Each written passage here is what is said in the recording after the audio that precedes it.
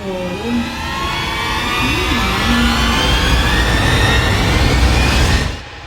Ang sarap.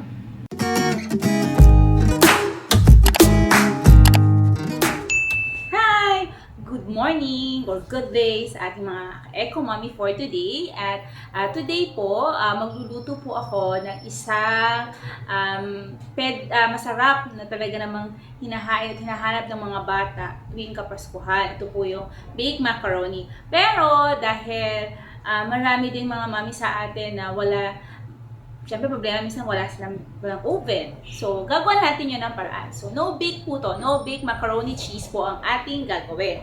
At kung mapapansin din po ninyo, dahil sa pandemic ngayon at ang lahat ay gustong makatipid, ang gagamitin ko lang din po dito mga ingredients is yung mga ingredients kasi Christmas season, usually yung mga nagtatrabaho dyan, syempre yung mga company nagbibigay sa atin ng mga parang pang grocery para sa Christmas, 'di ba? So yung nakikita lang natin dun sa mga food box na pinamimigay ng mga sa Christmas party, yun lang din yung gagamitin natin. Yun po yung ipapakita ko sa inyo. So may alternative po tayo para makatipid tayo. So pero syempre hindi natin kailangan masuffer yung lasa at ang sarap ng lulutuin natin for today. So let's do the no-bake macaroni cheese, pero para siyang binig sa sarap. So, mga ka-Eco Mommy, luto na tayo? So, yan mga ka-Eco Mommy, gagawa po tayo ng no-bake macaroni cheese with the twist, kasi yan yung mga gagamitin kong ingredients, kasi usually, ito yung mga nakukuha doon ba sa mga Christmas party, karang gift packs dun sa mga companies, so at least makakatipid na tayo. No need ko na yung available dun sa atong kusina, yun yung gagamitin natin for this no-bake macaroni cheese. Yan, mga Eco Mommy. Okay, simulan na natin.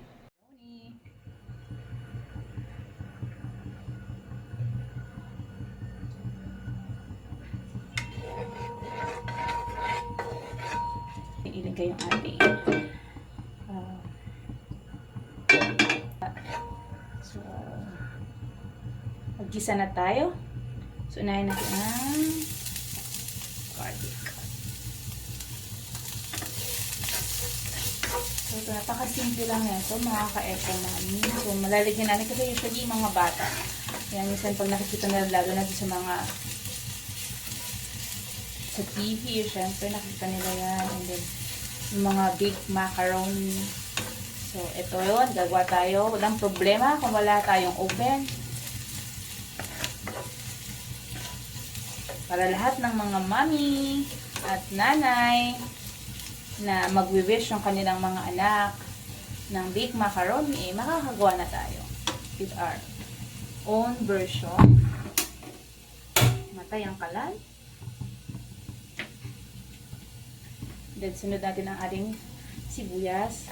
By the way po, yung gagamitin natin na ng recipe, is yung mga ano lang yun nandun sa bahay, at gano'n lang yung mga nasa, hindi po Christmas party. Relate ako dyan pag Christmas party ng ating mga mister, or isa sa mga kasama sa bahay, or mismo sa bahay. Diba yung mga pinamimigay dun sa Christmas party ng mga groceries, ganyan. So, usually, ito yung mga laman Ito yung mga laman ng grocery na nare-receive tuwing Christmas party sa mga company. So, huwag na tayong, dahil pandemic ngayon, gamitin natin lahat ng sources natin na makakatipid tayo at masarap. So, instead of pork, ang gagamitin natin is yung ating corned beef. Tapos, instead of mga hotdog, ang gagamitin ko po is, ito po yung meatloaf. Medyo, yan, sama na natin siya sa gitna, tapos medyo patigasin lang natin para hindi siya madurog mamaya. Pag sinalo-halo. Hindi na tayo masyadong gagastos at siguradong masarap at makakatipid po tayo.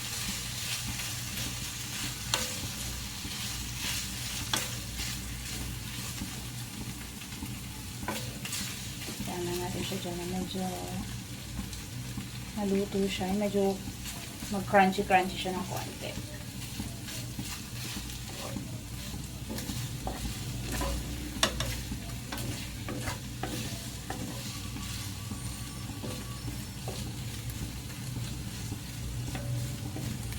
Hindi naman yan basta masusunog mga ka-eco-mami kasi may sarili yung mantika. Kayo matakot. Pero kung gagamitin po natin is non-stick, yung isang klase ng kawali, medyo lagyan po natin ng konting mantika para hindi siya didikit. Kasi yung gamit ko po is non-stick, so hindi po talaga siya didikit. Ayan, medyo iba na yung kulay ng ating anak. Medyo hindi na siyang turog-adudurog. So, iligay naman natin na yung ating corned beef. So, ang corned beef din kasi mga ka-eco mami, malasa siya.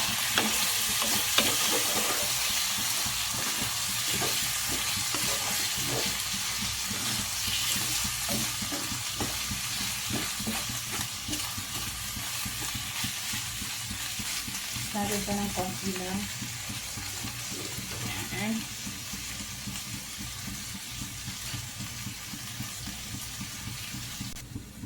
So, lalagyan din natin siya ng carrots para meron naman po tayong gulay din.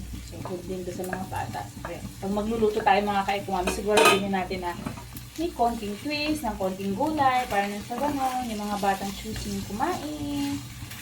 Please, may nakakain silang gulay. Yun ang importante.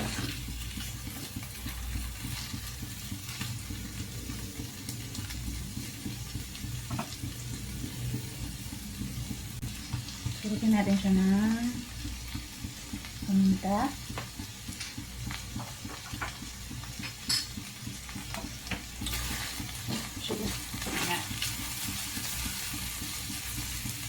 Pwede na natin isunod ang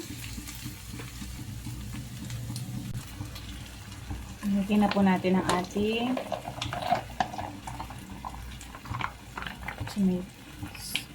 Filipino sweet Filipino style spaghetti ng UFC. So, yun yung ating ginamit. Kasi ito talaga yun eh. Ito talaga napapansin niyo siguro to sa mga malls, 'di ba? Yung mga pack doon na pamimigay para sa Christmas party. So ito, magkakasama po ito. Pero hindi ko naman ito biniling pack para to. Kasi ito meron dito sa bahay. Pero kahit ano pong spaghetti sauce will do po, will do.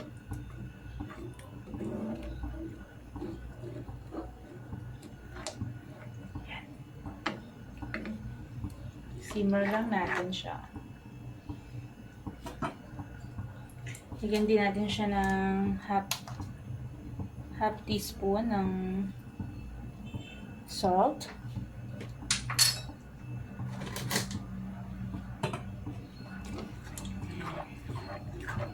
So sweet na to, pero may ilalagay pa tayo. Usually yung iba naglalagay po sila ng condensed. Ako, di na po, yun po talaga pag nagluluto talaga akong spaghetti, naglalagay din po ako ng condensed. But, kasi it's magiging cheesy na siya, so ayaw na natin masyadong yung creaminess, dapat manggaling na doon sa sauce, sa white sauce na ilalagay natin mamaya. So, hayaan ko na lang to ng ganito, maybe mamaya sa maglalagay lang tayo na konting sugar na lang, para ma-add ng konting sweetness. So, alam nyo, yung sa baba, medyo may sweetness, and yet, mako-compromise siya nung cheesy and medyo salty na white sauce dito. So, yun yung hinahanap nating sarap, mga ka-eco-mami. 2 teaspoon ng sugar. So, yung gamit ko po is brown sugar para, sabi nila, mas healthy daw yung brown sugar. Nasa sa inyo yun, mga ka-eco-mami. Kung ano yung sugar na nasa inyong kusina, okay na yan. So, haluin lang natin. And then, simmer lang po natin to ng mga around 10 minutes para maluto siya. And then, Yun din po, isa rin po sa mga spaghetti, mga ka-eco-mom. Isang tip lang po, kailangan po talaga nasisimmer siya ng tama sa oras para rin po hindi po panisin. Diba minsan sa mga handaan, madaling mapanis ang spaghetti kasi minsan nagmamadali na tayo, hindi na natin nabibigyan ng oras yung kung gaano ba katagal o nag-simmer yung spaghetti sauce. So, talaga pong ang standard na simmer ng spaghetti sauce is 10 minutes.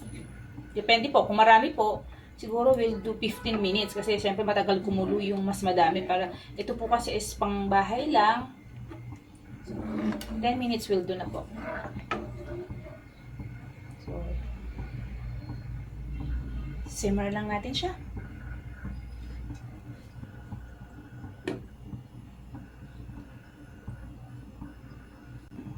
So, ayan na po. After 10 minutes, ito na yung na-simmer na. And then, i-add na po natin yung ating macaroni. Hindi ko na pinakita yung pagluto kasi pagluto naman po yun, merong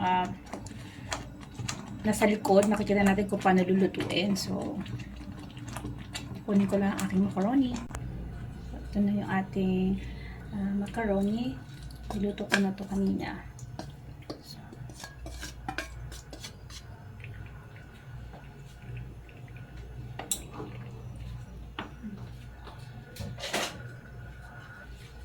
Tapos, sorry, may nalaglag po na naman.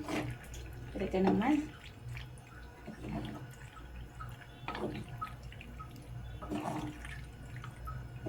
Then, after po na ito, isa-set aside lang po natin. Then, lulutuin naman natin ang white sauce. So, yan. Bango.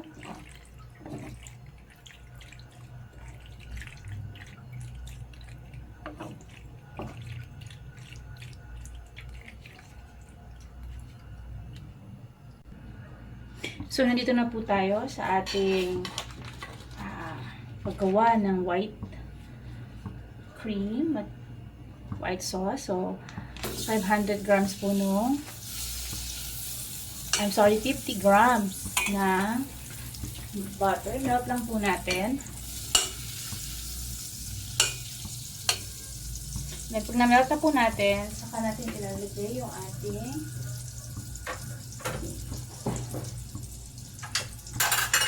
grams din na flour.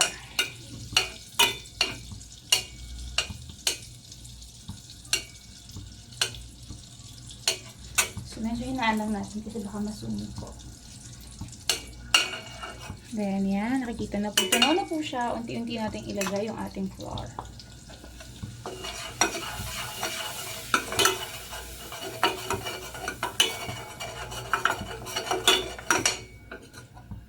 Hinti lang po.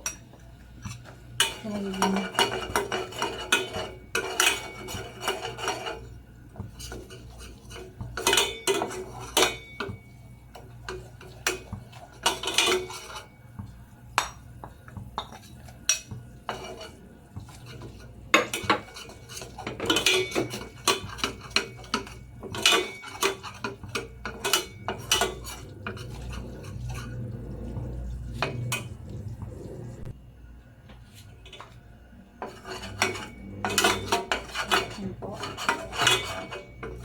then, ganito na po siya. Lutuin na natin. Kailangan hindi po siya masunog mga ka-eco-mami. Pag ganito na yun mga ka-eco-mami, maglagay tayo ng gatas. Pero hindi po siya lahat ilalagay. Unti-unti lang po.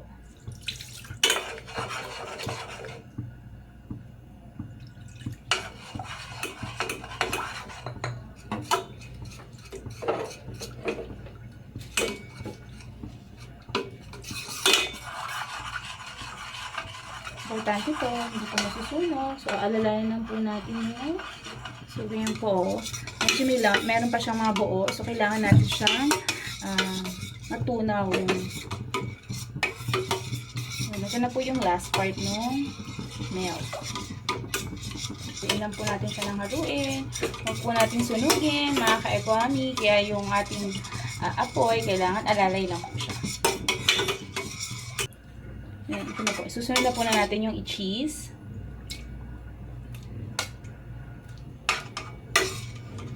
sa matunaw.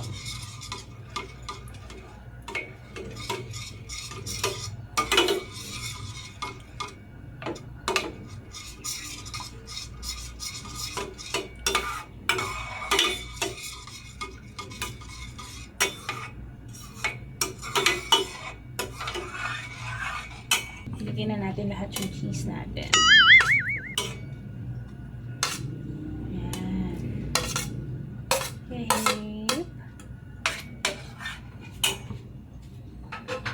And then, haluin na lang po natin ito hanggang matunaw po yung cheese. So, magiging creamy ito kasi yung cheese talaga mag-melt po talaga yan.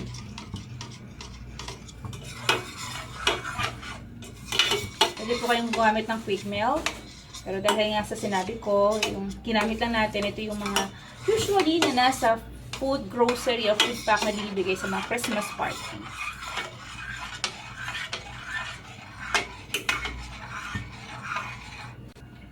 Maglalagay din po tayo ng half teaspoon ng paminta.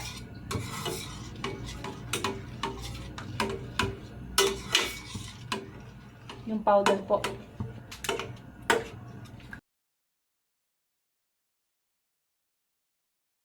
So, yun po. Ikit na po siya. So, pwede na natin to ilagay sa ating naluto kaninang macaroni. Tingnan lang natin yung kung ano yung sa loob. So, ganyan siya. Oh, lala. So, ang sarap. Kita niyo po yung creaminess ng white sauce natin. Ang sarap, mga ka-eco-mommy. So, mga ka-eco-mommy, ito yung ating finished product kanina. Hiniwa ko na actually. Kasi titikman na natin bago ko umupo. So, ito na yun. So,